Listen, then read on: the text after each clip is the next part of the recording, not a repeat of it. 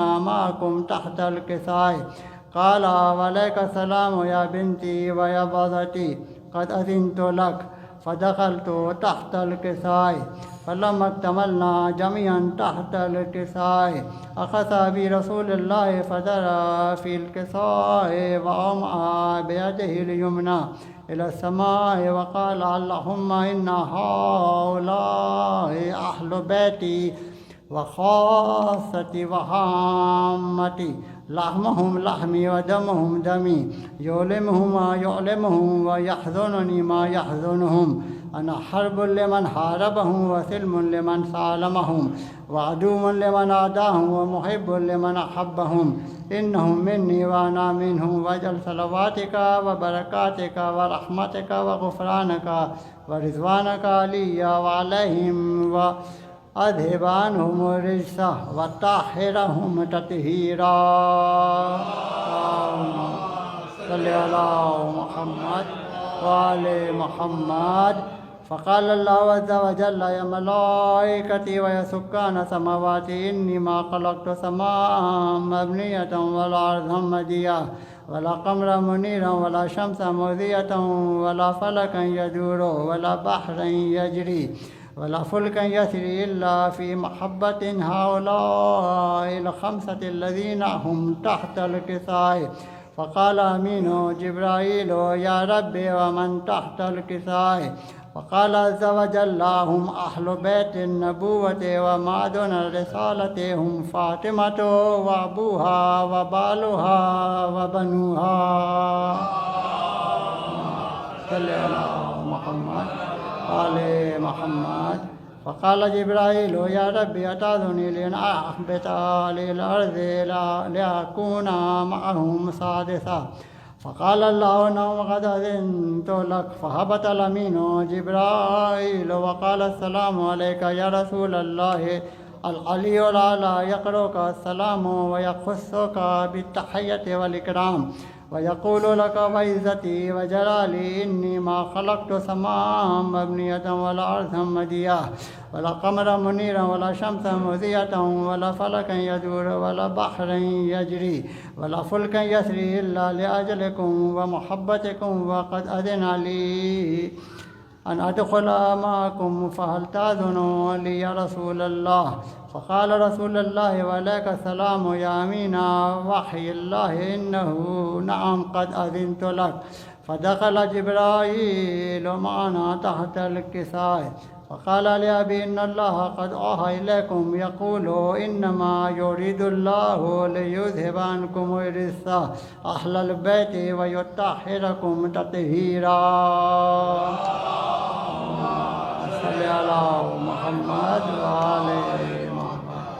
فقال علي لأبي يا رسول الله أخبرني ما لجلوسنا هذا تحت الكساء من الفضل عند الله. فقال النبي صلى الله عليه وآله والذي بعثني بالحق نبيا واصطفاني بالرسالة نجيا ما ذكر خبرنا هذا في محفل من محافل أهل الأرض وفيه جمع من شيعتنا ومحبين إلا ونزلت عليهم الرحمة وحفت بهم الملائكة واستغفرت لهم إلى أن يتفرقوا. فقال علي عليه السلام إذا والله فزنا وفاز شيعتنا ورب الكعبة.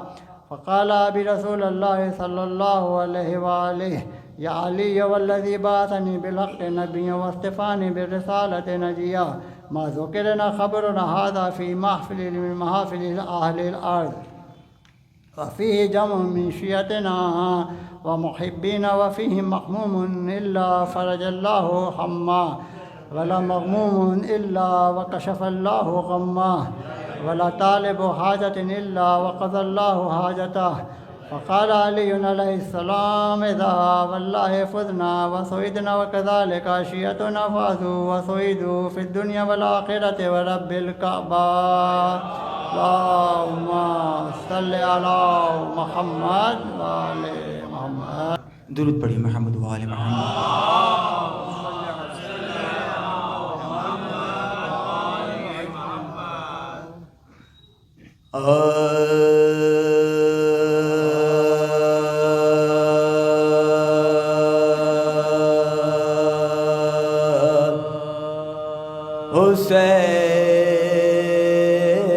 حسین یوں ہوئے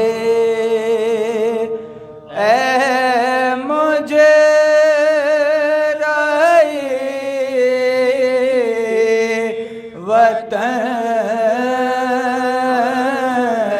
وطن سے جدا حسین یوں ہوئے اے مجھے رائے وطن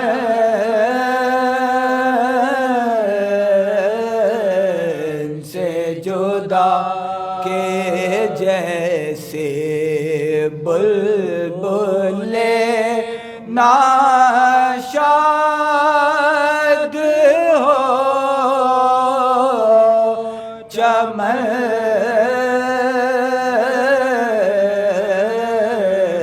سے جدا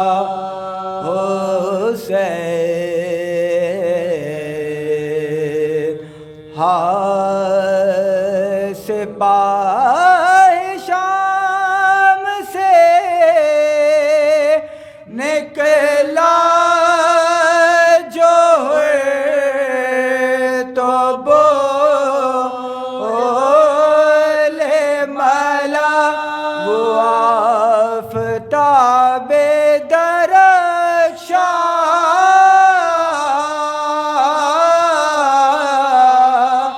ہوا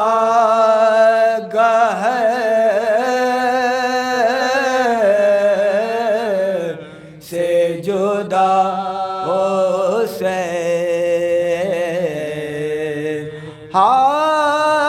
وطن میں پھر کے سفر سے نہ جیتے جی دن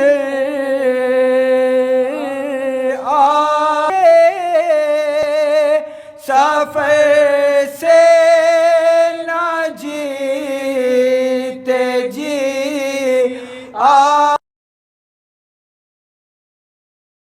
تھی کہ اکبر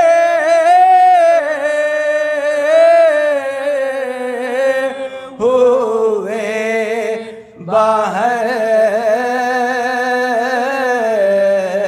باہر سے جدا حسین سکینہ مر گئی قید ستم میں گھٹ گھٹ کر مگر نہ چاند سی گردن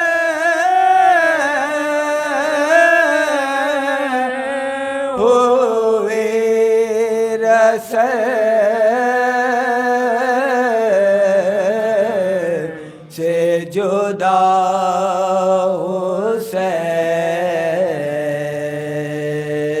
حسین ایک بات نعرہ صلوات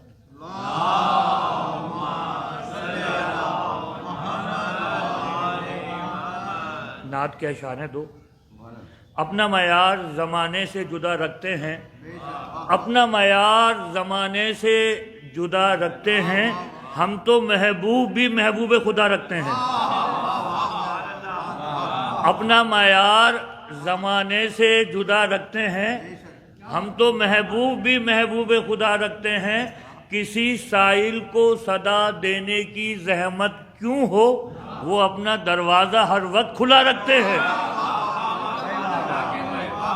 پروردگار آدم چشتی صاحب علی اللہ مقامہ کے یہ اشعار تھے ان کے درجات بلند فرمائے سخی وہی ہے جو ساحل سے رد و قد نہ کرے سخی وہی ہے جو ساحل سے رد و قد نہ کرے کرے سوال جو کوئی تو اس کو رد نہ کرے میں اعتراض تیرا کس طرح کروں تسلیم علی علی ہی نہیں ہے اگر مدد نہ کرے فطرت نے اشکوں میں مزہ رکھا ہے ملحوظ وقار شہدا رکھا ہے، دنیا غم شبیر کو سوچے سمجھے، ہم نے تو کلیجے سے لگا رکھا ہے۔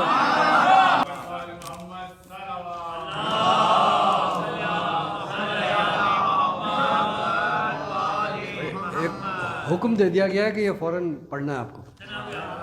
میں پیش کرتا ہوں ایک 4 مصرے اور ایک سلام کے 4-5 اشعار بس۔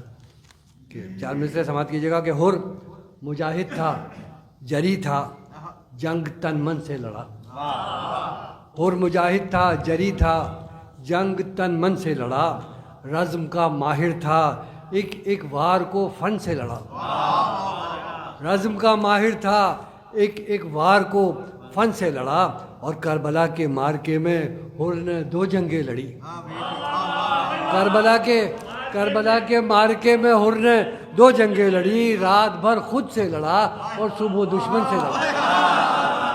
رات بھر خود سے لڑا اور صبح دشمن سے لڑا۔ 3-4 شعر میں سلام کے۔ رزق گریا جو کمانے میری تقدیر چلی، رزق گریا جو کمانے میری تقدیر چلی، یہ جبیں جھک کے سوئے روضہ شبیر چلی، سوئے روضہ شبیر چلی، اور حرملا تیر تیرا کر دیا ٹکڑے ٹکڑے۔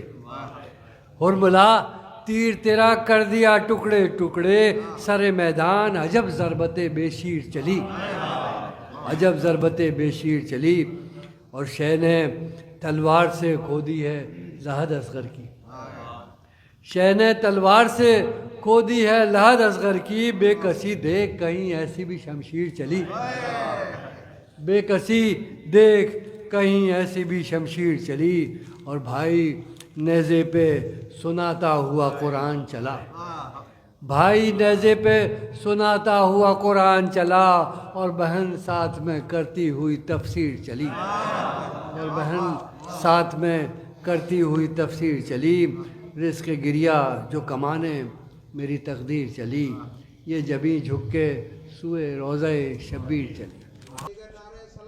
اللہم صلی علی محمد وآل محمد وعجل فرجہم۔ ایک مرتبہ سورہ الحمد اور 3 مرتبہ سورہ اخلاص کی درخواست سے برائے سال ثواب مدبر رضوی صاحب، ابن افتخار حسن رضوی، خورشید مریم زوجہ مدبر رضوی صاحب، تمام مرحومین کو شامل کرتے ہوئے رحم اللہ من قرأ الفاتحہ۔ بسم اللہ الرحمن الحمدللہ رب العالمین وإياك نستعين اهدنا الصراط المستقيم صراط الذين أنعمت عليهم غير المغضوب عليهم۔ ایک درود پڑھ دیجئے محمد اور آل محمد بعباد رضی اللہ عنہ۔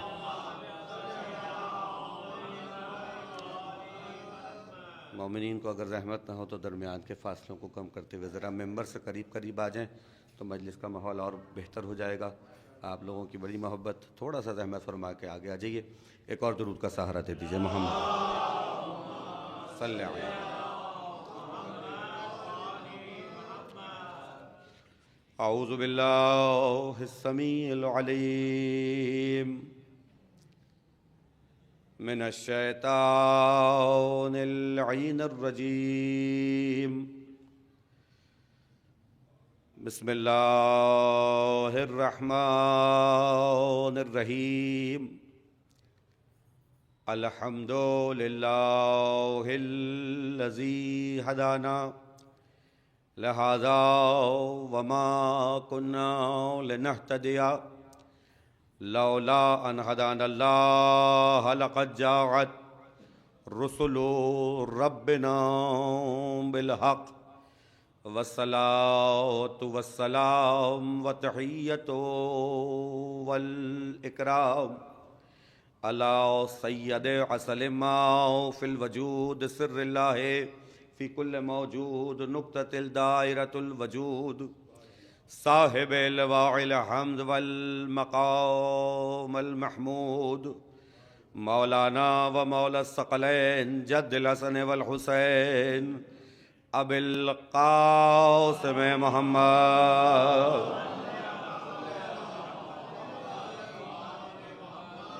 وأهل بيته الطيبين الطاهرين المعصومين المظلومين المنتخبين المنتجبين الذين أذهب الله عنهم الرجس أهل البيت ويطهرهم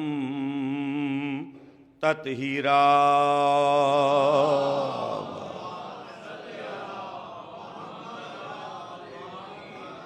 مجلس ادا بسلسلہ روانگی سید الشہداء حضرت امام حسین علیہ السلام اللہم صلی علی آغاز کربلا ہے، اور آج کے دن کی مجلس کا ہونا بہت ضروری ہے، اپنے معنوی اعتبار سے بھی اور تاریخی اعتبار سے بھی، تاکہ ان موضوعات اور ان محرکات پر نظر ڈالی جا سکے کہ جو واقعہ کربلا کا سبب بنے۔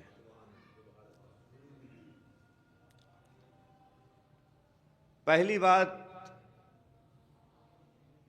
جو تاریخ اسلام کے مورخ کو واضح طور پر سمجھ لینی چاہیے کہ کربلا کوئی حادثاتی واقعہ نہیں ہے۔ جہاں بہت سارے ظلم تاریخ اسلام میں ہوئے، وہاں پر یہ بھی ایک بہت بڑا ظلم ہے کہ کربلا کی جنگ کو ایک اتفاقی سانحہ قرار دینے کی کوشش کی گئی۔ کربلا اتفاق نہیں ہے، بلکہ کربلا نتیجہ ہے اس فکر کا جو تاریخ اسلام میں بعد رسول پیدا نہیں ہوئی، بلکہ حیات رسول میں بھی موجود تھی۔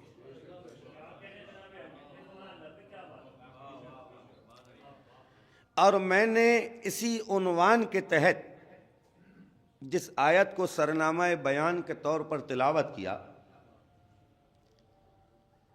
وہ سورۃ الحجرات کی آیت ہے، 49واں سورہ ہے قرآن مجید کا، اور آیت کا نشان 15 ہے۔ انما المؤمنون الذین آمنوا باللہ والرسول ثم لم یرتبوا، ایمان لانے والے تو بس اور بس وہی ہیں کہ جو اللہ اور اس کے رسول پر ایمان لائے اور پھر شک میں نہ پڑے۔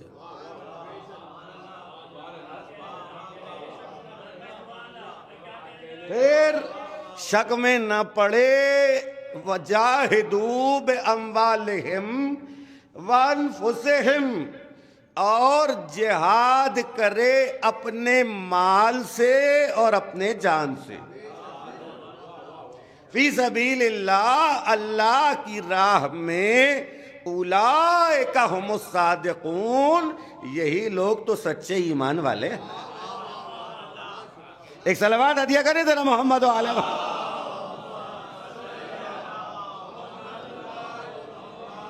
یہی لوگ تو سچے ایمان والے ہیں۔ عزیزان گرامی، سورہ حجرات قرآن مجید کا 49واں سورہ، اور حجرات کا لفظ نکلا ہے حجرے سے۔ آیت اللہ مکارم شیرازی تفسیر نمونہ میں سورہ حجرات کے فضائل بتاتے ہوئے ایک عجیب بات لکھتے ہیں، جو تبرکاً آج پہلا تبرک اپنی تقریر کا آپ کی خدمت میں عرض کر رہا ہوں، کہ سورہ حجرات وہ سورہ ہے جس میں پروردگار عالم نے آداب بارگاہ نبوت بتائے ہیں، آداب بارگاہ رسالت بتائے ہیں۔ پہلے پورا یہ قول سن لیجئے اور اس کے بعد پھر میں اس کی شرح میں کچھ جملے کہوں۔ کہ اس سورے میں اللہ نے رسول کے حجرے کے آداب بتائے۔ اگر تمام لوگ تھوڑا سا میرا ساتھ دینے پہ آمادہ ہوں تو جملہ کہوں۔ 18 آیتیں ہیں جس میں اللہ نے لوگوں کو رسول کے حجرے کے آداب بتائے. اس کا مطلب ہے کہ کچھ لوگ ایسے تھے جن کو آداب سکھانے کی ضرورت تھی. کچھ لوگ ایسے تھے کہ جن کو آداب سکھانے کی ضرورت تھی، اور اللہ نے صرف آداب بتائے نہیں، سختی سے بتائے. اللہ اکبر، اللہ اکبر، سلامت رہے. سختی سے بتائے. کہا رسول کو اس طرح نہ پکارو. قرآن کی آیتیں نہ پڑھوں تو میں ذمہ دار ہوں. اور میں آپ کو جب تبرک میں آپ کی خدمت میں تبرک عرض کروں گا. میں نے حوالہ دے دیا، اور جو جتنی عقیدت اور محبت سے سن رہا ہے یقین جانیے ایک بہت بڑا تبرک آپ کے حوالے ہے. پہلے سنیے آیتیں اور پھر تبرک آپ کے حوالے کرتا ہوں. کہا رسول کو اس طرح نہ پکارو جیسے ایک دوسرے کو پکارتے ہو. اچھا اب اس آیت میں ایک لطف ہے. اللہ نے یہ نہیں کہا ایک دوسرے کو ایسے مت پکارو، ایک دوسرے کو جیسے چاہے پکارو. بھائی بڑی توجہ. اللہ نے یہ نہیں کہا ایک دوسرے کو ایسے مت پکارو. اللہ نے کہا جیسے چاہو پکارو. رسول کو ویسے مت پکارو جیسے ایک دوسرے کو پکارتے ہو. یہاں تک آ گئے تو جملہ کہوں. عزیزان گرامی قدر، جس اللہ کو یہ گوارا نہیں ہے کہ رسول کو اس طرح پکارا جائے جیسے عام لوگوں کو پکارا جاتا ہے، وہ رسول تمہارے جیسا کیسے بنا کے بھیجے؟ ایک صلوات پڑھنے دے رسول کی ذات پر.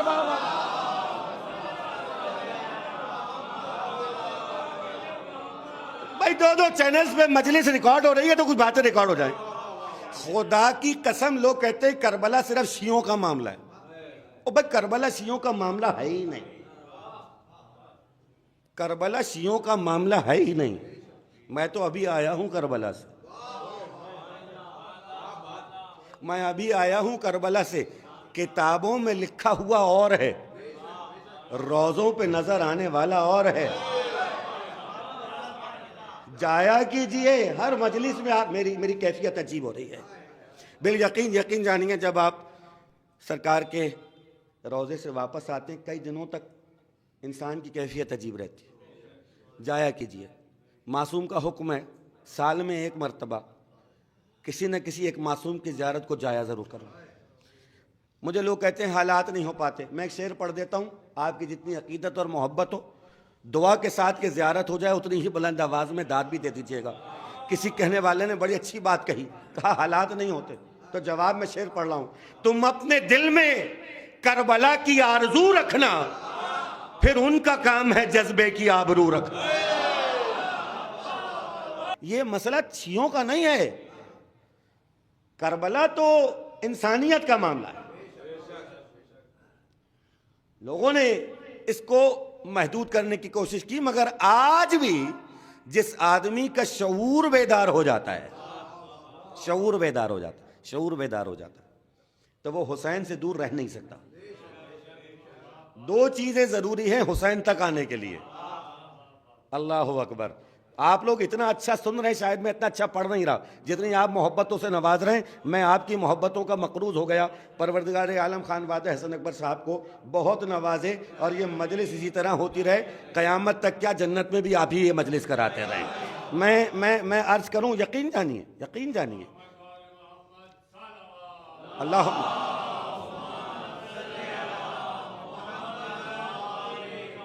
حسین تک آنے کے لیے دو چیزیں ضروری ہیں. بہت جلدی سے ایک واقعہ سناؤں گا اور آگے بڑھ جاؤں گا. حسین تک آنے کے لیے پہلی شرط ہے شعور، دوسری شرط ہے ظرف. اگر کوئی ظرف نہیں رکھتا، اعلی ظرف نہیں ہے، تو پھر وہ حسین تک نہیں آ سکتا. یاد رکھیے، زر میں اور ظرف میں بڑا فرق ہوتا ہے. تاریخ میں صاحب زر تو بہت ملے. اگر میں جملے کو ایک خوبصورت انداز میں آپ کے سامنے پیش کروں، تاریخ میں صاحب زر بہت ملے، ابو ذر صرف ایک ملا. یہ ابو ذر ظرف. اب وہ تبرک سنیے جو سورہ حجرات کے حوالے سے میں عرض کر رہا ہوں. کہا ایسے پکارا نہ کرو جیسے ایک دوسرے کو پکارتے ہو. اور پھر عجیب لفظ اللہ نے استعمال کیا, کہیں ایسا نہ ہو تمہارے اعمال ہبط ہو جائیں. یہ لفظ محفوظ کیجئے گا, ضبط نہیں. اور عربی ہے یہ, اس کی شرح 18 آیتیں. میں تو توجہ دلا رہا ہوں, بہت پڑھا لکھا مجمع بیٹھا ہے, ایک ایک لفظ پر جا کر تھوڑی سی تفسیر پڑھ لیجئے گا تو ہماری مجلس ہونا سوارت ہو جائے. ضبط نہیں, تمہارے اعمال ہبط ہو جائیں. کہیں اگر تم نے بارگاہ رسالت میں ذرا سی آواز کو اونچا کر دیا تو تمہارے اعمال ضبط نہیں ہوں گے, ہبط ہوں گے. یہ ضبط میں اور ہبط میں فرق کیا ہے؟ ہائے ہائے ہائے ہائے ہائے. ضبط میں اور ہبط میں بھائی کوئی نہ کوئی تو فرق ہوگا. بھائی ہر ملک میں کچھ چیزیں ہوتی ہیں جن کے آنے پہ پابندی ہوتی ہے, بھیجنے پہ پابندی ہوتی ہے نا. اب لوگ غیر قانونی طور پر اگر وہ بھیج رہے ہیں یا منگوا رہے ہیں, بعض اوقات وہ پکڑ لی جاتی ہیں تو دیکھا جاتا ہے کہ یہ چیز نقصان دہ تو نہیں ہے. مثال کے طور پر کپڑا ہے, نقصان دہ نہیں, تو اس کو کیا جائے گا ضبط.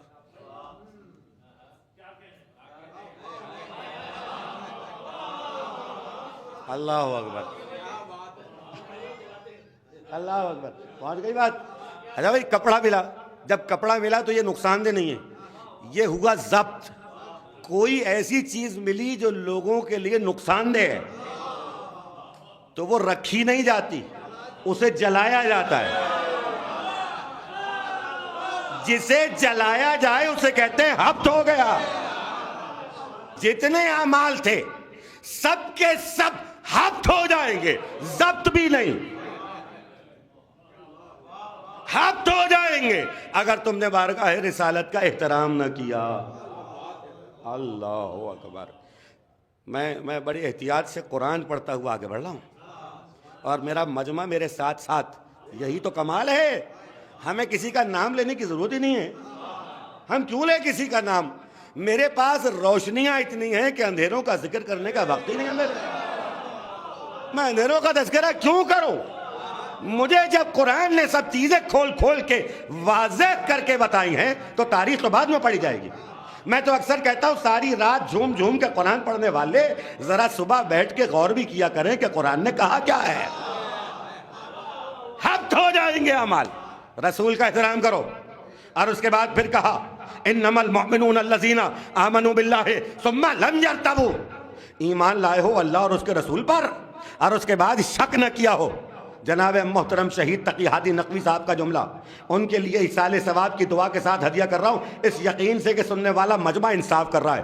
کسی منزل پر پروفیسر تقی ہادی نقوی صاحب کہنے لگے دعا کیا کرو اللہ شک سے بھی بچائے, شکی سے بھی بچائے. اسلام کی تاریخ میں بہت سارے شکی بھی ہیں, تاریخ میں جنہوں نے لکھا وہ تو ہے, لیکن علامہ رشید ترابی صاحب نے کسی موقع پر کہا کیا سنو یہ معاملہ شک اور یقین کا ہی تو ہے. اللہ وہ ہے جو تم آنکھوں سے دیکھ نہیں سکتے. ذرا اسلام پورا. اللہ وہ ہے جو تم آنکھوں سے دیکھ نہیں سکتے. رسول نے کہا میں رسول ہوں. بڑی بڑی باریک باتیں کر رہا ہوں. رسول نے کہا میں رسول ہوں, مجھ پہ فرشتہ آتا ہے. فرشتہ تم دیکھ نہیں سکتے, جس دن دیکھ لو گے اس کے بعد کچھ نہیں دیکھ سکتے.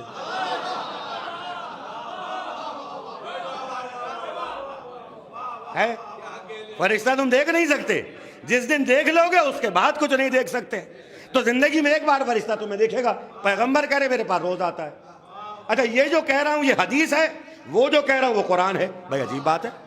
بھائی اب سننے سمجھنے کی بات ہے. سامنے لوگ بیٹھے ذات گرامی ختمی مرتبت سرکار ابھی جو بول رہے ہیں کہہ رہے ہیں یہ قرآن ہے, یہ اللہ کا کلام ہے. اب جو بول رہا ہوں وہ حدیث ہے کلام خدائی, مگر وہ قرآن ہے اور یہ حدیث ہے. یہ دو چیزیں ہیں جو الگ الگ ہیں. کبھی موضوع ہوا تو اس پر بات کروں گا, لیکن یہ قرآن یہ حدیث, زبان ایک. اللہ اکبر اللہ اکبر اللہ اکبر. ایک مرتبہ بابا سے کسی نے پوچھا یہ بتائیے کہ قرآن افضل ہے یا حدیث؟ یہ بھی میں اسی مجمع میں پڑھ سکتا ہوں, باقی تو لوگ سمجھتے ہی نہیں ہیں. کہنے لگے قرآن افضل ہے یا حدیث؟ بابا کہنے لگے امام میاں قرآن بھی تو حدیث ہی ہے.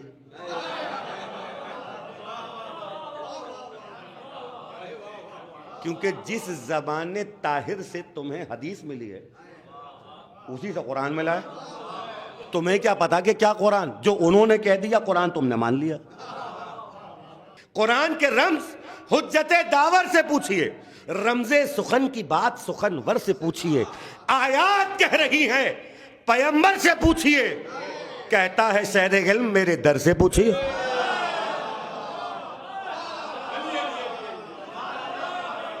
علی مولا علی مولا.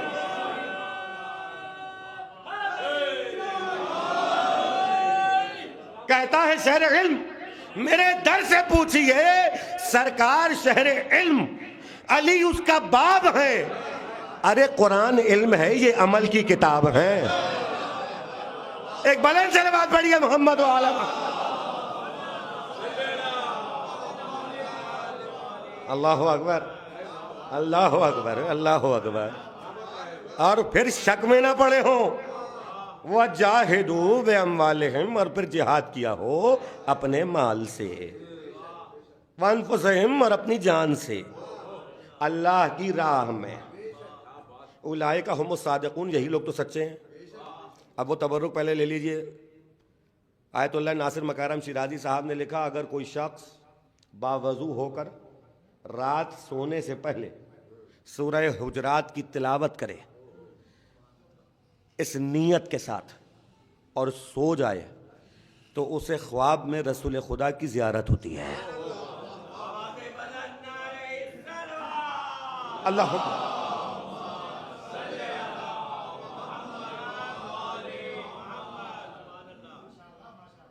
جہاد کرے، جہاد کرے، شک میں نہ پڑا ہو اور جہاد کرے. بِأَمْوَالِهِمْ وَأَنفُسِهِمْ، اپنے مال سے اور اپنی جان سے. اچھا اب یہ میں جوڑتا جاؤں گا آیتیں، اس سے پہلے کی بھی آیتیں اور اس کے بعد کی بھی آیتیں، ذرا میں جوڑتا جاؤں. عجیب بات یہ ہے کہ ایمان والا کہا، پھر کہا شک میں نہ پڑے ہوں، اور پھر کہا جہاد کیا ہو. یہ شک نہ کرنے والوں کے ساتھ جہاد کا تذکرہ اللہ نے کیوں رکھا؟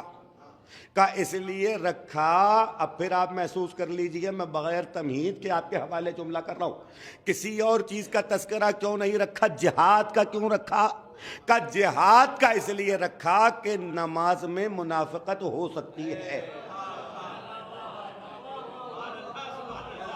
میں نے کہا نا میں اہم بات ہے. دیکھیے کوئی شخص نماز کیوں پڑھ رہا ہے؟ اگرچہ کہ بت ہیں جماعت کی آستینوں میں.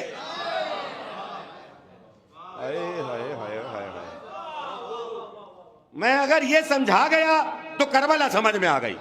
اگرچہ کہ بت ہے جماعت کی آستینوں میں. میں نے لکھا ہے، شاعر مشرق نے لکھا ہے، علامہ اقبال نے لکھا ہے. کیا قرآن کریم کی وہ آیت سورۃ البقرہ کی نہیں ہے؟ آغاز ہدایت، آغاز کتاب ہدایت ہے سورہ بقرہ ابتدا. ایک صلوات ہدیہ کریں محمد علی محمد. بہت شکریہ. آپ تشریف رکھیں، آپ تشریف رکھیں.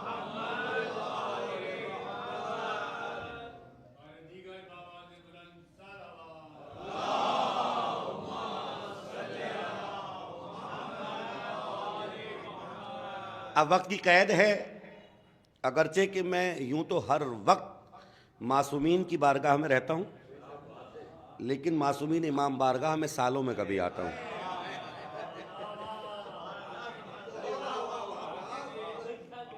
سالوں میں کبھی آیا تو میں نے یہ لفظ اس لیے بدل دیا کہ کوئی یہ نہ سمجھے کہ معصومین کی بارگاہ میں نہیں رہتا. ایک ہندو شاعر نے شعر کہا ہے، اب اگر جس طرح یاد آ رہا ہے اسی طرح پڑھ رہا ہوں.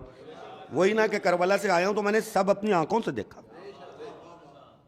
ایک ہندو شاعر کہتا ہے، روز حق اس کا ہے جتنی داد آپ لوگ دے رہے ہیں، خدا کی قسم آپ لوگ حق ادا کر رہے ہیں. کہتا ہے روز شبیر کی درگاہ میں ہم جاتے ہیں، روز شبیر کی درگاہ میں ہم جاتے ہیں، پھر بھی محسوس یہ ہوتا ہے کہ کم جاتے ہیں.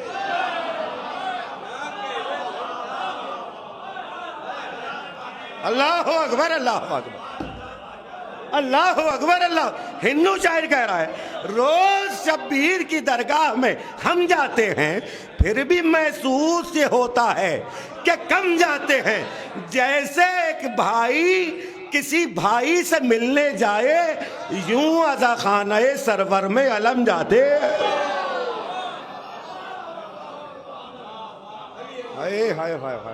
یوں ازا خانہ سرور, جیسے ایک بھائی کسی بھائی سے ملنے جائے یوں ازا خانہ سرور میں علم جاتا. کہا سنو, نماز میں کوئی آ گیا, اب پتہ نہیں دکھاوے کی پڑھ رہا ہے یا سچی پڑھ رہا ہے. اما آج کی بات تو چھوڑیے, میں تو قرآن سے باہر بات ہی نہیں کر رہا.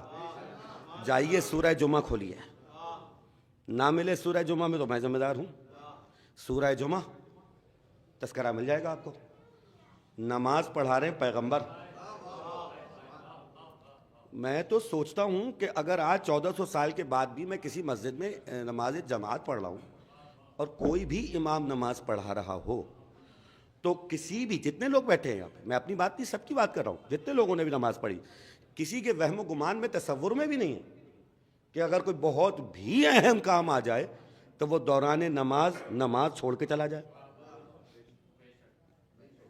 لیکن یہ تو لکھا ہے, سب نے لکھا ہے کہ بھائی سرکار نماز پڑھا رہے ہیں اور تجارتی قافلہ آ گیا, سب چلے گئے, سب چلے گئے. روایت پوری سناؤں آپ کو مولا علی کی شان میں, جو آیتیں جمع کی گئی ہیں ادارہ باب التحقیق باب العلم نے جمع کی ہیں, اور بھی بہت سارے لوگوں نے جمع کی ہیں. صادق شیرازی صاحب کی کتاب علی فی القرآن جا کے پڑھیے, یہ آیت اس میں مل جائے گی آپ کو, روایت بھی مل جائے گی. روایت کیا ہے, 2 صحابی رہ گئے, علی اور مقداد. پیغمبر نے کہا اگر آج یہ بھی نہ رہتے نا, اگر آج یہ بھی نہ رہتے تو اللہ آسمان سے پتھروں کی بارش کر دیتا.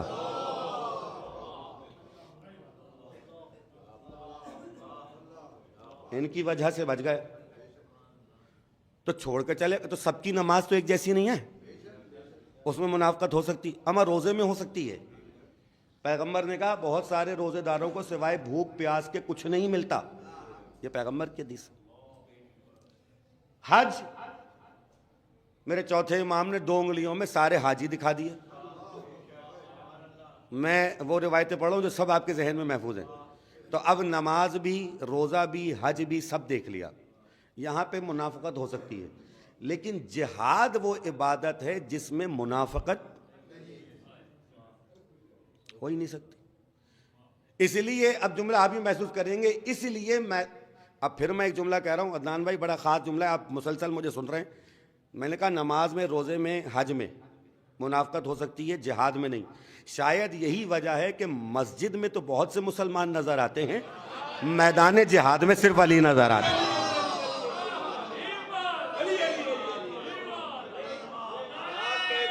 جملہ ہے,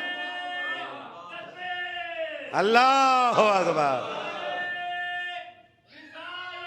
یا رسول اللہ, یا علی. کہا بھائی مسجد میں تو بہت لوگ نظر آئیں گے, حج پہ بھی بہت نظر آئیں گے, مگر کیا کریں میدان جنگ کا صرف علی نظر آئیں گے. میں نہیں کہہ رہا, جا کے مسلمانوں کی صحیح کتابوں سے پوچھو کہ جس میں لکھا گیا کہ ایک نے دوسرے سے پوچھا کہ تم رسول کو چھوڑ کے بھاگے کیوں تھے. میدان جہاد ہے احد کا. تب اللہ نے جو سچے ایمان والے ہیں, یہی وہ ہیں جو سچے ایمان والے ہیں, اس کے ساتھ شرط لگا دی جہاد کی. میدان جہاد میں نظر آ رہا ہو, نماز روزے اس جگہ یہ سب نہیں, میدان جہاد میں نظر آ رہا ہو, اور اپنے مال سے بھی جہاد کرے اور اپنی جان سے بھی جہاد کرے. اچھا, اس سے ایک پہلی جڑی ہوئی آیت سناؤں گا. کہا اے رسول, یہ عرب کے بدو کہتے ہیں ایمان لائے. آپ ان سے کہیے تم ایمان نہیں لائے, تم اسلام لائے. یہ بالکل اس سے ایک پہلے کی آیت. اب یہ 15ویں آیت ہے, وہ 14ویں آیت ہے. کہا آپ ان سے کہہ دیجئے تم ایمان نہیں لائے, تم اسلام لائے, اور ایمان تو تمہارے دلوں تک پہنچا ہی نہیں ہے. تو مسلمان کی اور مومن کی تخصیص ہم نے نہیں کی ہے, مسلمان کی اور مومن کی تخصیص قرآن نے کی ہے، یہ الگ الگ ہیں۔ پھر آگے بڑھے تو آیتیں آئیں، اور آیت میں ایک مقام پہ اللہ نے کہا کہ کیا تم اللہ کو اطلاع دینا چاہتے ہو؟ اس کے اگلی آیت، کیا تم اللہ کو اطلاع دینا چاہتے ہو کہ تم ایمان لے کے آئے ہو؟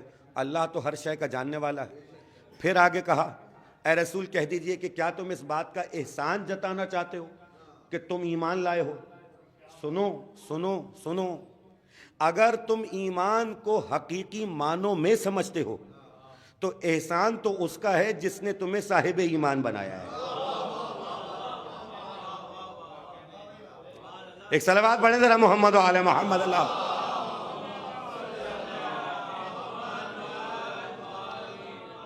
اب یہاں تک آ گئے تو میں جلدی سے آگے بڑھ جاؤں۔ خدا کی قسم میرے گھر کی روایت نہیں، خصائص علی میں امام نسائی نے لکھا کہ جب ہمیں یہ پہچاننا ہوتا تھا کہ کون مومن ہے، ذرا سا ہاتھ اٹھائیں گے تو میں بولوں نا کون مومن ہے اور کون منافق ہے، تو ہم علی کا ذکر چھیڑ دیا کرتے ہیں، ہم علی کا ذکر چھیڑ دیا کرتے۔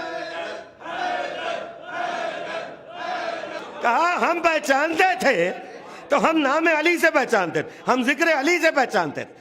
اگر علی کے ذکر پہ کوئی کھل گیا تو ہم سمجھ گئے، اور اگر کوئی علی کے ذکر پہ مرجھا گیا تو ہم سمجھ گئے۔ میں کربلا سنا رہا ہوں، خدا کی قسم ایک شعر آپ کی بھرپور داد کا مستحق، اسی طرح جیسے آپ سن رہے ہیں میں ویسا ہی پڑھ رہا ہوں۔ کربلا کا آج آغاز ہے، اور آغاز میں کربلا کا مقدمہ اب تک جو میں نے پیش کیا وہ ایک شعر میں پڑھوں اور میں آگے بڑھ جاؤں۔ شاعر نے کہا سن کر علی کا نام جو چہرے بگڑ گئے۔ دیکھیں میں نے اتنی دیر مقدمہ کیا ہے، خدا کی قسم دلیل کے بغیر نہیں۔ سن کر علی کا نام جو چہرے بگڑ گئے، ایسا لگا حسین کے قاتل پکڑ گئے۔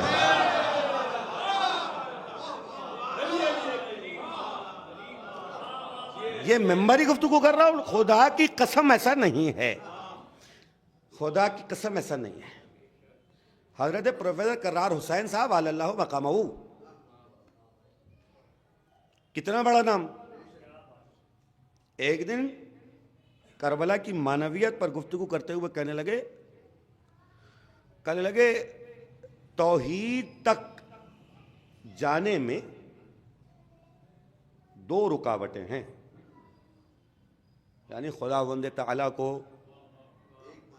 محسوس کرنے میں، اس تک پہنچنے میں دو رکاوٹیں، ایک نہیں۔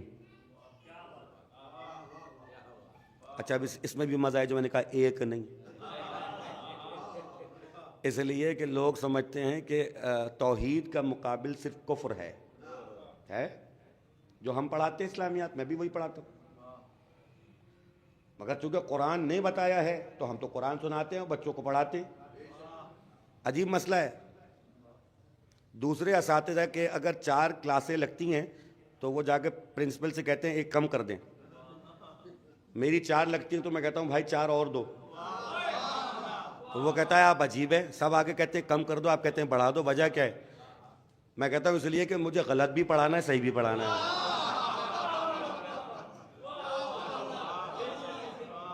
مجھے غلط بھی پڑھانا ہے، صحیح بھی پڑھانا ہے، کیونکہ اگر میں نے صرف صحیح پڑھا دیا تو بچہ فیل، اور اگر میں نے غلط پڑھایا تو پھر میں فیل۔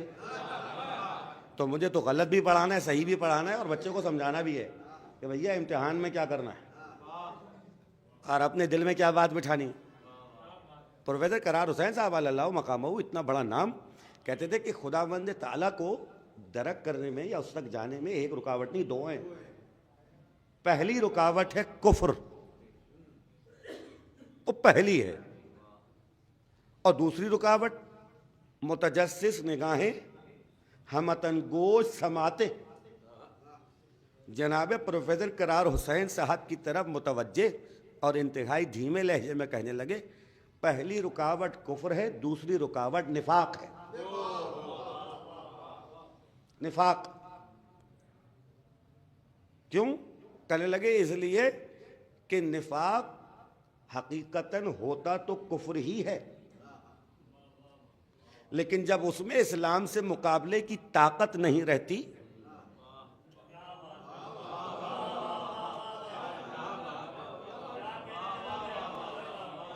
جب اس میں اسلام سے مقابلے کی طاقت نہیں رہتی تو وہ اسلام کا لبادہ اوڑھ لیتا ہے.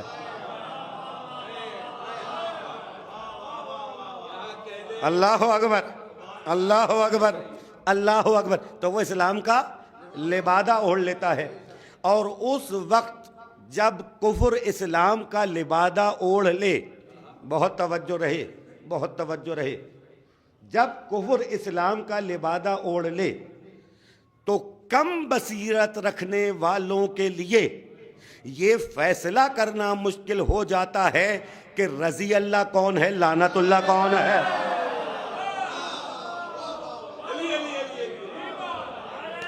اللہ اکبر، اللہ اکبر، اللہ اکبر، اللہ اکبر. حضرت استاد جمیل مدری صاحب کا شعر ہے، کسے خبر تھی کہ لے کر چراغ مصطفی جہاں میں آگ لگاتی میرے کی بولا. آئے ہائے علی علی. تو کہا کہ یہ نفاق جب مقابلے کی طاقت نہیں رکھتا تو لبادہ اوڑھ لیتا ہے. اب ایک عام آدمی وہ کہے گا مجھے کیا معلوم، چلو سبھی رضی اللہ تعالی، مجھے کیا معلوم، چلو سبھی رضی اللہ تعالی عنہ. کہتے یہ تھے کہ یہ کمال بھی کربلا کا ہے. میں اپنی مجلس کے نتیجے تک آ گیا. پروفیسر قرار حسین صاحب کے جملے سے میں نے بات شروع کی سورہ حجرات سے، اور اب یہ نتیجہ آپ کے حوالے کر رہا ہوں. جتنی داد آپ نے دی ہے خدا کی قسم میں ممبر سے آپ کے لیے دعا کر رہا ہوں، لیکن یہ جملہ اتنا کمال ہے کہ جتنی داد اب تک دی ہے وہ ساری داد جمع کر لے تو اس ایک جملے کا حق بنتا ہے. کہنے لگے یہ کمال بھی کربلا کا ہے کہ امام حسین نے یزید کے چہرے سے نقاب الٹ دی، ورنہ تاریخ میں نہ معلوم کتنے یزید اور گھوم رہے تھے.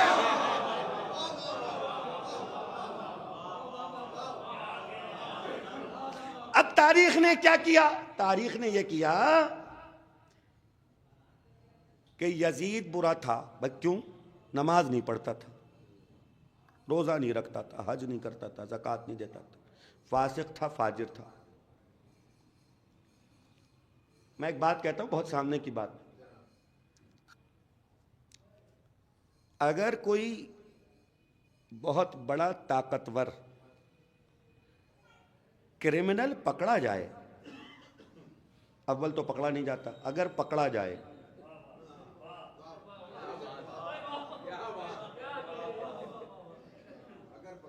کچھ ایسا ہی ہو جائے کہ پکڑا جائے تو اب مجبوراً پکڑنا پڑ گیا تو اس کا حل کیا کرتے؟ میں بڑی باریک سی بات کر رہا ہوں لیکن ہے بڑی اہم بات. اس کا حل یہ کرتے ہیں کہ بھائی پکڑا تو گیا ہے، اب اس پہ دفعات وہ لگاؤ جو حل کی دفعات ہو. اس پر اصل دفعہ لگاؤ نہیں، یعنی اس کا اصل جرم بتاؤ نہیں، اس پہ وہ دفعات لگاؤ کہ جس میں یہ چھوٹ جائے، حل کی دفعات. اما بے نمازی تھا، روزہ نہیں رکھتا تھا، حج نہیں کرتا تھا، زکوٰۃ نہیں دیتا تھا، مگر وغیرہ وغیرہ وغیرہ، اس لیے نہیں مانا. ہمارا مقدمہ تو یہ ہے ہی نہیں. اگر نمازی ہوتا، روزے دار ہوتا، حاجی ہوتا، زکوٰۃ دیتا تو آپ اسے مان لیتے،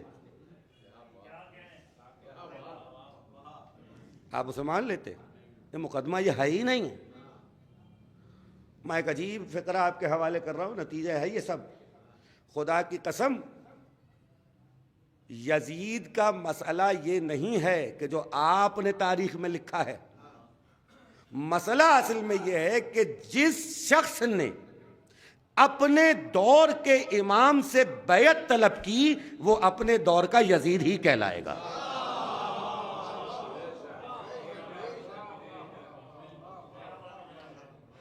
ہم یزید کا لفظ کسی خاص دادی کے پوتے کے لیے استعمال نہیں کرتے.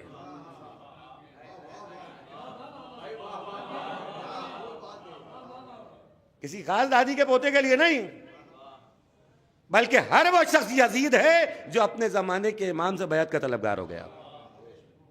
یہاں تک آ گئے، خدا کی قسم، تو کہا پروفیسر صاحب نے کہ کمال کربلا کا یہ ہے کہ یزید کے چہرے سے نقاب الٹ کے دکھا دیا، دیکھو یہ یزید ہے۔ اور پھر جوش نے کہا کہ لفظ یزید داخلے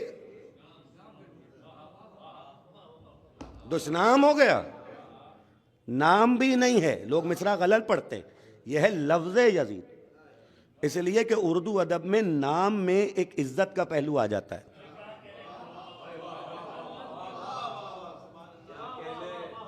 نام میں ایک عزت کا پہلو آ جاتا ہے، تو جوش صاحب نے یہ نہیں لکھا نام یزید، لفظ یزید داخلے دشنام ہو گیا۔ کمال امام حسین علیہ السلام ہے کہ دکھا دیا کہ بھئی دیکھو یہ یزید ہے۔ اور اس کا مسئلہ کیا ہے؟ اس نے لبادہ اڑا ہوا تھا، ایک دن کی پروڈکٹ نہیں ہے، 50-60 سال کی تاریخ ہے، یہ ایک دن کی پروڈکٹ نہیں ہے، یہ 50 سال کی تاریخ ہے جس کا نتیجہ یزید ہے۔ ہائے ہائے ہائے ہائے ہائے، اللہ اکبر اللہ اکبر اللہ اکبر اللہ اکبر۔ اور اس سے مقابلہ میرے مولا حسین نے کیا۔ میں جملہ کہہ کر آگے بڑھوں، پروفیسر قرار حسین صاحب کہتے تھے 2 رکاوٹیں ہیں، 2 رکاوٹیں، ایک کفر ایک نفاق۔ نتیجہ یہ ہے کہ کفر سے مقابلے کے لیے ضرب لا الہ چاہیے، نفاق سے مقابلے کے لیے ضرب علی ولی اللہ چاہیے۔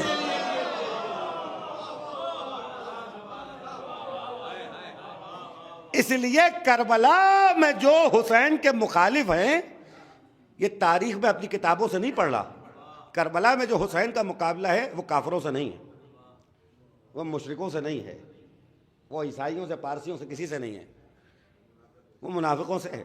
بابا نے کسی موقع پہ کہا پروفیسر سردار نقوی صاحب کربلا کفر اور اسلام کی جنگ نہیں ہے، جملے ساتھ لے جائیے، خدا کی قسم موتیوں میں تولنے کے لائق۔ عدنان صاحب، یہ آپ کا لفظ بھی عدن سے نکلا ہے، اسی لیے میں کہہ رہا ہوں موتیوں میں تولنے کے لائق۔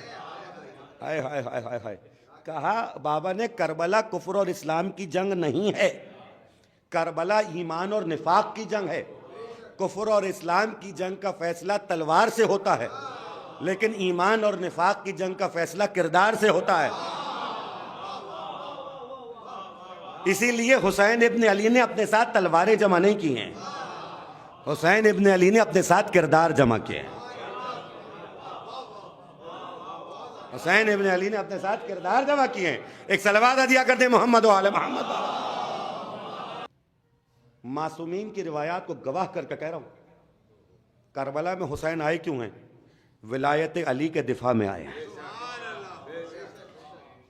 اب ولایت علی کا دفاع، خدا کی قسم ولایت علی وہ چیز ہے کہ اگر یہ محفوظ رہے تو نماز نماز رہے، اگر ولایت علی محفوظ رہے تو روزہ روزہ رہے، پھر حج حج رہے، پھر زکوٰۃ زکوٰۃ رہے، پھر جہاد جہاد رہے، ورنہ نمازیں تو ادھر کا لشکر بھی پڑھ رہا تھا۔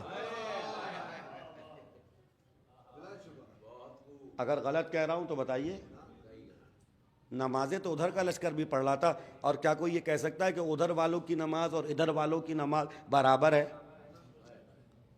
فرق کیا ہے بھائی؟ ولایت علی ابن ابی طالب، یہ وہ صرہ ہے کہ جس سے جڑ کر ساری عبادتیں عبادت ہوتی ہیں۔ اگر یہ صرہ چھوٹ گیا تو پھر سب گیا۔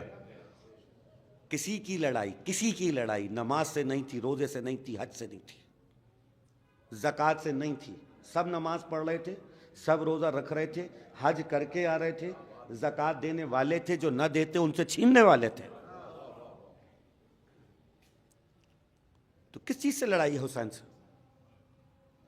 حسین نے پوچھا ایک بات، کئی بار ایک ہی بات حسین نے پوچھی، تم سب میرے قتل پہ مجتمع کیوں ہو؟ یہاں سے مقصد کربلا سمجھ میں آ گیا۔ حسین والوں کو اس مقصد کو اپنے ذہن میں بٹھا لینا چاہیے۔ ساری باتیں اس کے بعد کی ہیں، اس سے جڑی ہوئی ساری باتیں. تم سب میرے قتل پہ مجتمع کیوں ہو؟ ہماری دشمنی آپ کے بابا علی کے ساتھ ہے. اب جب دشمن یہ بتا رہا ہے کہ ہم کیوں دشمنی کر رہے ہیں، تو اب آپ کے پاس یہ حق نہیں ہے کہ اب آپ بتائیں کہ جی وہ جو آئے تھے وہ اس لیے آئے تھے، وہ اس لیے آئے تھے. نہیں، انہوں نے خود بتایا کہ یہ سب دشمنان علی تھے جو کربلا میں حسین سے لڑنے کے لیے جمع ہوئے. اور حسین آئے ہیں کربلا میں اس حق کا دفاع کرنے کے لیے جو حق ولایت و امامت ہے. یہ حق ولایت و امامت اگر ذہن میں رہے تو پھر ساری عبادتیں اپنے نتیجے تک پہنچتی ہیں. ورنہ یاد رکھیے سجدے تو شیطان نے بھی بہت کیے. سجدوں کی کثرت کہیں کثرت ہی نہ رہ جائے. اللہ اکبر. میں کیا کہوں، ایک منزل تک آ گیا. کربلا میں جب وقت نماز ظہر ہوا تو میرے مولا کے ایک صحابی نے سرکار کو متوجہ کیا. سرکار متوجہ تھے ہی لیکن اس نے اپنا فریضہ ادا کیا. کہا مولا وقت نماز ظہر ہو گیا ہے. اب روایات یہی ہے کہ جب مولا نماز پڑھ رہے تھے تو سرکار کے جانثار ایسے حلقہ بنا کے سرکار کے سامنے کھڑے تھے. سرکار نماز پڑھ رہے تھے، ادھر سے تیر اندازی ہوئی اور اس تیر اندازی میں حسین کے کئی جانثار شہید ہوئے. ایک روایت میں نے پڑھی ہے، میرے مولا کا ایک چاہنے والا جب تیر کھا کے زخمی ہو کر گرا ہے، مولا حسین کے زانو پہ اس کا سر تھا. نماز تو حسین کی ادا ہوئی ہے نا، یہ تو دفاع کر رہے تھے، حسین کی نماز ادا ہوئی ہے. تو کہتا ہے اب میں نماز جنت میں آپ کے نانا کے ساتھ پڑھوں گا. میں حسین کے عاشقوں کا عشق نہیں بتا سکتا. میں حسین کے عاشقوں کا عشق نہیں بتا سکتا. میں چونکہ زیارت پہ آیا ہوں، میں نے عجیب عجیب باتیں دیکھی. مصائب کی وہ روایتیں جو تاریخ میں لکھی ہیں وہ تو الگ ہیں، جو آپ وہاں جا کے مصائب دیکھتے ہیں نا وہ الگ. کیسے کیسے لوگ کس طرح سے زیارت پہ جاتے ہیں حسین کی، اور کیا عشق حسین ہے. ایک عورت دیکھی بڑی مفلوق الحال، بڑی غریب سی عورت، حسین کی زیارت کرنے کربلا گئی. جب ہم حرم میں جانے لگے تو اس نے اپنے ساتھ کوئی ایک چھوٹا سا تھیلا سمجھ لیجئے، آپ جو بھی سمجھ لیجئے، وہ رکھا. تو کسی نے اس سے پوچھا تم کیا کرتی ہو؟ کہنے لگی میں تو بڑی غریب عورت ہوں، پاکستان کی رہنے والی تھی. کہنے لگی یہ اندرون سندھ میں بس میں کچھ مرغیاں پالتی ہوں، یہی میرا کام ہے. یہاں تک آ گئیں. ہاں بس جمع کیے پیسے حسین کی زیارت کے لیے. یہ کیا ہے تمہارے ہاتھ میں؟ خدا کی قسم اس کے جواب پہ ایسی مجلس ہو گئی کہ لوگ کافی دیر تک ہوٹل میں بیٹھے رہے. کہنے لگی میں غریب ہوں، میری اتنی تو حیثیت نہیں کہ میں آقا کی خدمت میں کچھ پیش کروں. میں روضے پہ موجود کبوتروں کے لیے دانہ لے کے آئی ہوں. بس یہی مولا قبول کر لیں. حسین کے عاشقوں کا مزاج. یہ امام حسین کی جیت نہیں تو اور کیا ہے، یہ حسین کی فتح نہیں تو اور کیا ہے. خدا کی قسم یہ حسین کی فتح ہے. آج دنیا دیکھتی ہے کیسے مرجع خلائق و عام بنا ہوا ہے، خاص و عام بنا ہوا ہے وہ روضہ. دنیا سے ہر طرف سے لبیک یا حسین کی صدائیں. تم نے جس حسین کو مدینے میں رہنے نہ دیا، اس نے کربلا کو محلہ بنا دیا. کرب و بلا، جو زمین کرب کی زمین تھی نا، مجھے نہیں پتا کس کے دل کا کیا احساس ہے، جو زمین کرب کی زمین تھی اور اس پر آ کر جو مسافر رکتے تھے وہ کہتے تھے جلدی چلے جاؤ، اب جب وہاں سے واپسی ہو رہی ہوتی ہے نا، الوداع ہو رہا ہوتا ہے، لگ رہا ہوتا ہے جنت چھوڑ کے واپس آ رہے. حسین نے اس زمین کو معلّہ بنا دیا. ایک جملہ جو علماء کرام کہتے تھے یہ تو صدقہ حسین کا ہے کہ اس صحرا کو معلّہ بنا دیا. کہا کرتے تھے ایک بستی جو 2 محرم کو حسین نے بسائی تھی، 10 محرم کو اجڑ گئی. 10 محرم کو اجڑ گئی. 10 محرم مصائب کی انتہا ہے.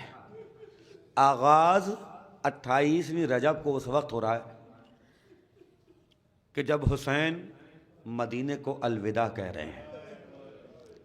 وہ ساری روایت آپ کی سنی ہوئی کہ کس طرح بلایا گیا میرے مولا حسین کو دارالامارہ. حسین مسجد میں تشریف فرما تھے، دارالامارہ بلایا گیا. 27ویں رجب تھی. حسین گھر واپس آئے اور ایک بار زینب سے کہا بہن تم بتاؤ کہ تمہارا مشورہ کیا ہے. اگرچہ کہ امام وقت کو کسی کے مشورے کی ضرورت نہیں ہوتی، لیکن پھر بھی بہن سے مشورہ اس لیے مانگا کہ در حقیقت بتانا یہ تھا کہ کہو بہن تیار ہو، کربلا میں اگر سر میرا کٹے گا تو چادر تو تمہاری بھی چھینی جائے گی. کہو بہن تیار ہو. بس عزیزان گرامی قدر، جناب زینب نے بھائی سے ایک بات کہی. وہ زینب کہ جو کہتی تھیں علی اکبر اور عباس مدینے کی گلیوں میں ساتھ نہ نکلا کرو، میرے دل کو وہم آتا ہے کسی کی نظر نہ لگ جائے.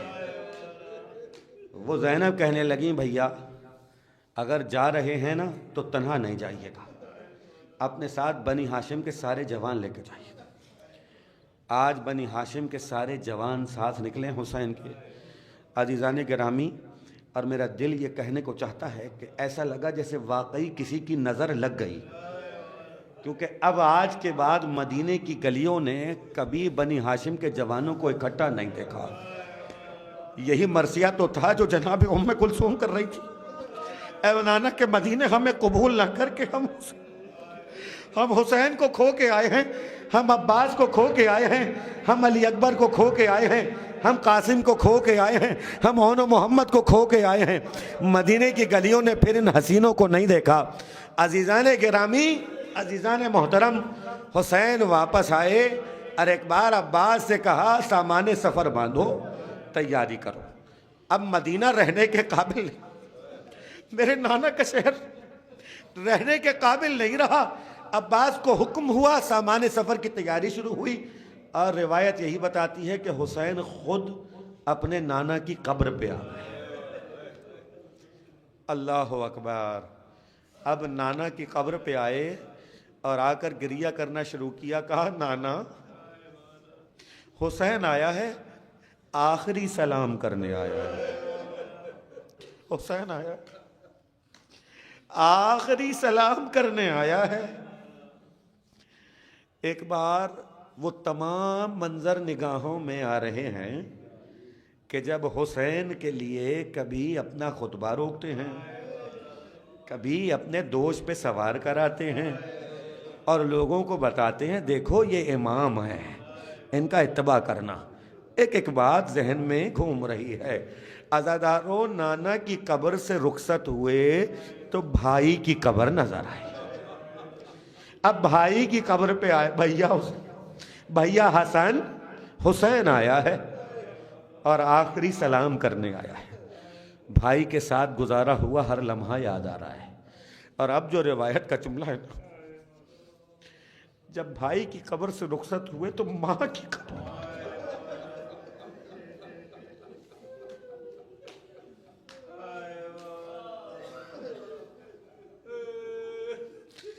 روایت بتاتی ہے کہ اب جو ماں کی قبر پہ نظر پڑی تو ایک بار ایسے دوڑے جیسے کوئی چھوٹا سا بچہ ہو جو بہت دنوں کے بعد اپنی ماں سے ملا ہو. جا کے خود کو قبر زہرا پہ گرایا اور کہا ماں حسین آیا ہے، آخری سلام کرنے آیا ہے. جن کی آنکھوں میں آنسو نہیں آئے دعا کرے کہ ان کی آنکھیں بھی اشکوں سے وضو کرے. میرے مولا نے فرمایا کہ جب کبھی میرے جد کے مصائب بیان ہوں ایسے رویا کرو جیسے بوڑھی ماں جوان بیٹے کی میت پہ گریا کرتی ہے. آج رونے میں بخل نہ کیجئے گا، اس لیے کہ آج مدینے میں کوہرام بپا تھا. عزادارو آج حسین سے حسین کا گھر چھوٹ رہا تھا. ابھی ایک منزل مصائب کی اور پڑھنی ہے. کہا کہ خود کو قبر زہرا پہ گرایا اور گرا کے کہنے لگے ماں بھیا حسن تو پہلو میں سوتے ہیں نا، ہمیں بہت دور جا کے کربلا بسا، ہمیں بہت دور جا کے کربلا بسانی ہے.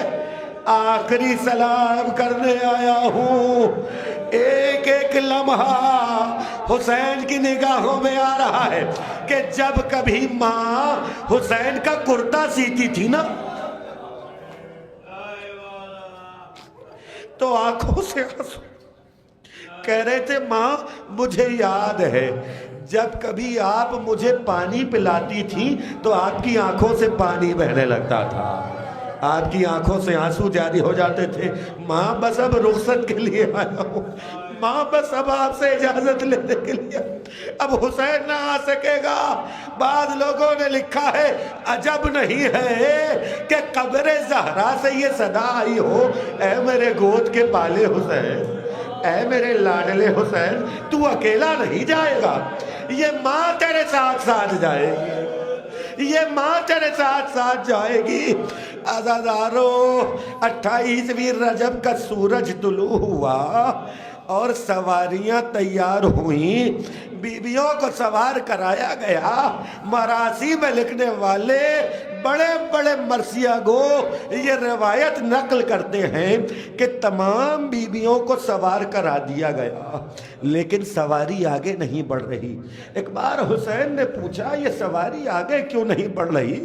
تو کسی نے کہا علی اصغر ہے، علی اصغر ہے، علی اصغر ہے. میں جملہ بس پڑھوں گا اور آپ سے اجازت لے لوں گا. دعا کیجئے گا کہ آج کی مجلس کا پرسہ ہو جائے. کسی نے کہا علی اصغر ہے، علی اصغر ہے جو اپنی بہن کی گود سے آتا نہیں ہے، جو اپنی بہن کی گود سے آتا نہیں ہے. سب نے کوشش کر لی، ماں نے باہیں پھیلائی نہیں آیا، پھوپھی نے باہیں پھیلائی نہیں آیا، اور صغرا کی گود میں ہے لپٹا ہوا. ایک بار حسین خود چلے، اس حجرے میں آئے، اس منزل تک آئے جو صغرا کا حجرہ ہے. ایک بار جب صغرا نے دیکھا نا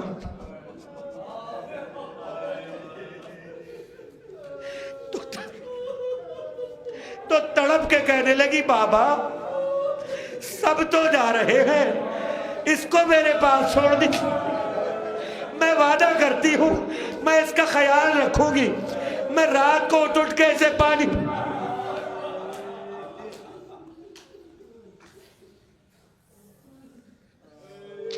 بس ایک فقرہ تقریر ختم ہو. راوی کہتا ہے ایک بار حسین آگے بڑھے اور اصغر کے کان میں کچھ کہا. زبان امامت میں اصغر سے کچھ کہا، وہ اصغر جو کسی کی گود میں نہ آتا تھا ایک بار ہمک کے حسین کی گود میں آ گیا. ایک بار ہمک کے حسین کی گود میں آ گیا. معصوم سے پوچھا گیا یہ حسین نے کیا کہا تھا جو اصغر ہمک کے آ گئے حسین کی آغوش میں. معصوم کی نگاہوں سے آنسو جاری ہوئے. کہا سننا چاہتے ہو تو سن لو، اگر گریے کی صدائیں کم نہ ہو تو یہ مصرع یہ فقرہ محسوس کر لیجئے. معصوم فرماتے ہیں ایک بار حسین نے اصغر سے کہا اصغر نہیں جانا چاہتے تو نہ جاؤ، جہاں اتنے تیر حسین کو لگیں گے تیرے حصے کا تیر بھی حسین اپنے حلق پہ لے لے گا. بس یہ کہنا تھا کہ ایک بار اصغر نے صغرا کی آغوش کو چھوڑا، حسین کی آغوش میں آئے. بابا میں آپ کا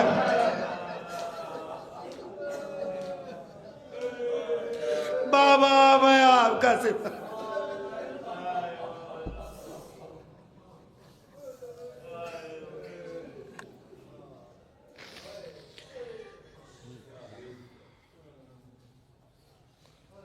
علی لعنت اللہ علی القوم الظالمین وسيعلم الذين ظلموا أيّ منقلب ينقلبون إنا لله وإنا إليه راجعون رضا بقضائه والتسليما لأمره پالنے والے اس عبادت کو قبول و مقبول فرما تو واسطہ محمد اور آل محمد کا سامعین کی حاضرین کی بانیان کی تمام حاجات کو مستجاب فرما ان کی عبادت کو قبول فرما تو واسطہ محمد اور آل محمد کا مقامات مقدسہ کی حفاظت فرما بالخصوص روضہ جناب زینب اور روضہ جناب سکینہ بنت الحسین کی حفاظت فرما امام زمان کو ہم سے راضی و خوشنود فرما اپنی حجت کے ظہور میں تعجیل فرما